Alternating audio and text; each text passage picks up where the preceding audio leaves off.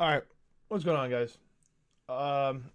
This is going to be a video that I'm going to do today about CT side tactics. And what led me to do this, some of you guys have asked for some tactic videos, some tips and tricks, and specifically on dust2. I know this current version of dust2 is going away, but I imagine the next version of it will be pretty similar to it since it's the world-renowned dust2. But I also notice when I'm playing in pugs, I get in a lot of arguments with people about how CT side should be played, and then I'm doing it wrong. And I know generally on T side in pugs, you always have a really good half or decent half. People generally seem to know how to play. And then once you switch to CT side, it seems like everybody just forgets how to play the game. They don't know how to rotate. They don't know how to hold things. And so it's kind of hard to find some of the top teams lately to play the game or the dust2 map because it's not in rotation anymore. But I did find some from back in February. I picked Luminosity against Renegade, so you'll notice some of the players have changed, so don't worry about that. I picked Luminosity specifically because they were a Brazilian team. I love how the Brazilian teams play, their teamwork. Whether they lose or they win, their setups, their rotates, their flashes, all their stuffs are generally very intelligent, thought out, and practiced. I'm going to show you guys a couple of rounds from a couple different perspectives. I'll even kind of go back if I need to, but I kind of watched parts of this demo before just to see if I had enough examples to show you guys. But nonetheless, I'm going to play it. The first thing I'm going to do is I'm only going to do gun rounds. These are just basic common holds. This is something that you should go to as default, especially if you're in a pug where your team is not talking that much. This is just how it's played, okay? If you call out spots, it's one thing. But when you call out spots, if you just say A, you got to know what type of A player you're going to be. And I'll explain why that's kind of important coming up here. So let's get into the first round. This is going to be a basic default that most of the time is played. And you're going to see Luminosity does this almost every single time. All right, so here we go. So we're going to have three players. They're going to go. They're going to take long control. And as soon as they know long control is fine. Now, first thing you're going to notice is three of these guys did not have the best spawn for long. So let's see how they approach long. So one person is going to flash for them. Destiny's probably the only one that could really risk it, so he's going to risk it with a nade out.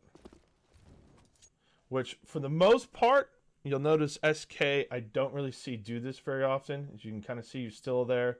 Still has an op. He was going to go pick this guy. And Destiny kind of... Okay, I guess he had a good spawn to do that, but it was still really risky. You can still throw that molly from car and not have to risk getting caught. But nonetheless, he felt he had the spawn. He threw it. And you notice he ran back and nobody's peeking. This is a big thing that I find in Counter-Strike. Nobody does anything to pre-flash. They just want to peek. I'm generally this guy, and I'll do it in pugs too. If I have a decent spawn, I'll throw a molly there. If nobody else is doing it. But again, I mean, look how close he was to getting picked, okay? So, once the molly's in there, he gives it a couple seconds, and then he peeks, okay? He knows if there is an opera there, and he peeks him, and he dies, he had sat in that molly long enough to where Ustillo will probably die, okay? You can see Ustillo had sat in there enough to get his health lost. And then boom, Ustillo is at half health. So if he would have stayed in to take a shot, even if he got hit, he probably would have died. Okay. So they would have had long control, and they would have had an opera down in cave, and then they could have thrown a quick smoke. So now, once you have long control, you'll notice here. Let's see if I can bring it up. On A, right? So you have two guys now long control. The third guy now doesn't need to come help because they have long control. So these guys have probably said, we peeked it. So when Shiz peeked it, nobody was there. So now what they're going to do is they want to leave somebody there to force these guys to have to either run through a smoke or run through a molly. So, boom. Now you also notice the player 2 at a site, okay? He's generally going to be the car guy, the mid guy, depending on how they play it. But Shiz is going to save his smoke. So he has the smoke. And what they're going to do is he throws his smoke here so Shiz can catch him running out. So if these guys decide to run out, which they don't, they won't, not in this level, he gets to play close now. Okay, so he gets to play a good advantage here. Okay, now player 2 has now rotated to pick up mid. Player 3 is now watching cat. The 2 guys in B, okay, so he's going to spot into tunnels, and then his job is to help player 2 from A crossfire at mid. Okay, so now if they aggress, he's got to go into sight, and they're going to try to fend off attacks from both sides. Generally, if B's getting hit, it's going to be from both sides. And then player 2 is going to rotate over, and then so forth. This player, depending on what they call, will rotate through long. So let's play this out. Let me switch player here. So here's Destiny picking up mid. PKL is just peeking for information. Okay, and he's doing a lot of different things just to make sure. And generally what most teams will do is they're going to take the mid control that's given to them. Now, the reason why this is important is because when you know on the terrorist side how they're playing, and I'm not going to get into the terrorist side, you know that mid is open. You know by what they're doing at long, they have long control. They're probably going to have maybe one person peeking mid, but they're not going to play an aggressive mid. They have long control. So they know that they probably gave up cat to take that, okay? So you do what you can. You take the advantage that you can. So now they're trying to find information, the T's are. Okay, so they got mid control. Now what do they want to do with it? So these guys know they can't come A, and they're going to try to fend off a cat attack, and they're going to try to fight off a mid attack, okay? So Showtime spotting from door. There he is, okay? He saw somebody, he's going to smoke it, and they're smoked out. So Destiny's going to come help. Now they have to fight off window, they have to fight off door, they have to fight off attack. Probably the hardest thing in the game, okay? Showtime does a good job. They stay and watch for the lurker. And I'll just let them... Whatever happens, whether they win this or not. Showtime's going in without his teammates. He only did that because he felt he could take an advantage, but they're not really playing this smart.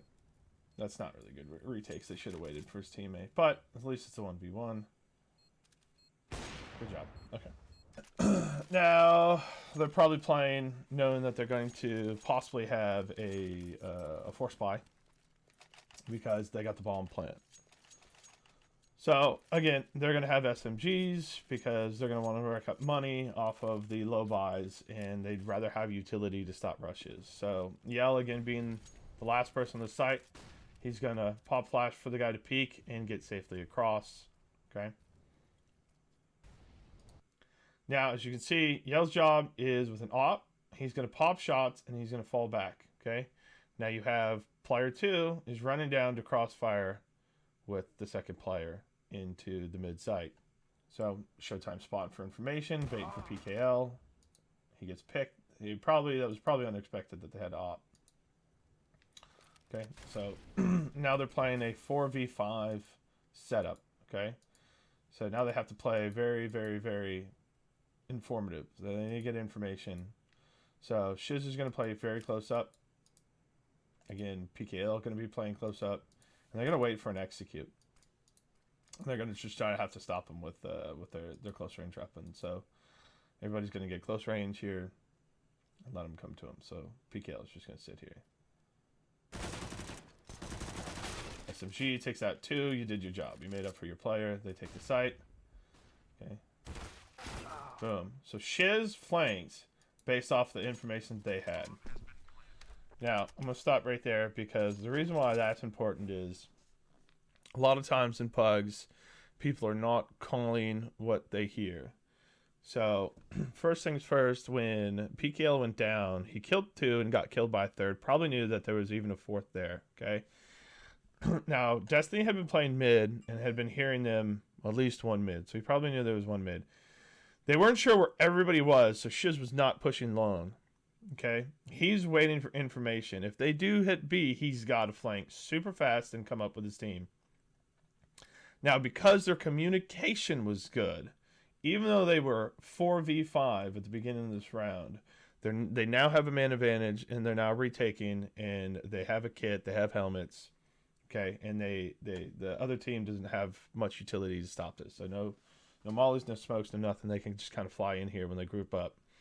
But Shiz saved that round because when PKL killed 2 and saw the others in there, and they knew one was mid, he knew he could flank, okay, so he leaves. I usually play long in pugs, and nobody will ever call that. So I have to just guess by what I see on my minimap. Sometimes that sucks because I got to sit here and stare at my minimap.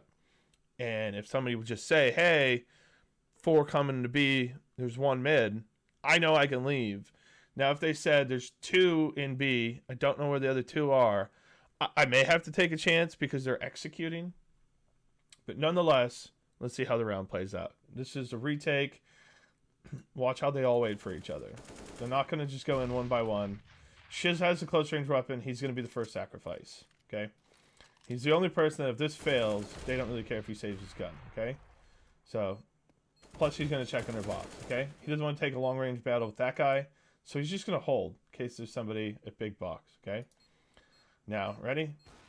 Boom. They kill the back of plat. And they all peek together. And the round's over. Now, that was a 4v5. That was communication. That was rotations. And that was PKL really getting 2 that won that round. Okay? So now they're doing a 2-1-2. Okay? Peak mid, dry. Pretty dangerous. But now here's the 2 players, right? So they don't really need to worry about Cat right now. And if they can get any kills as they're pushing up long is a positive. But Yell had their mid, okay? So now they're going to try to get their opera back into A site. It's probably the best position you can get, right? So again, now they have no information mid. So now they have Cat. So they have somebody pushed up a Cat. They have no long control, so they have to try to worry about these 2 spots.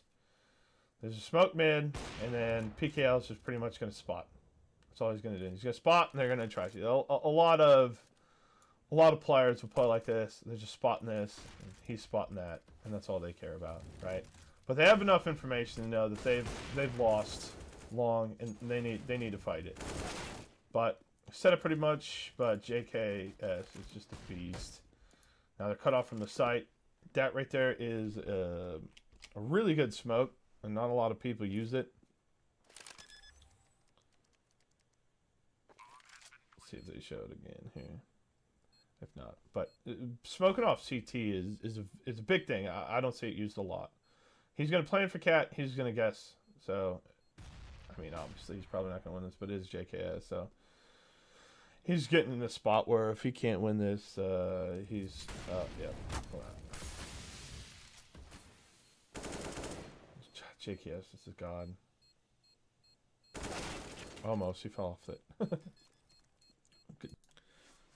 Alright, so I'm just going to wrap up the video here. I'm not going too crazy into depth. I just want to show you guys a few rounds of a very high-level team and how they run defaults, how they run a 3-2, how they run a 2-1-2, how they react to a gun round, how they react to either a force buy or an anti-eco, how they take long at the beginning of the round and safely go back to mid. And that's what I think what a lot of people miss is that they say, well, we need a guy mid, we need a guy cat, and we need a guy long.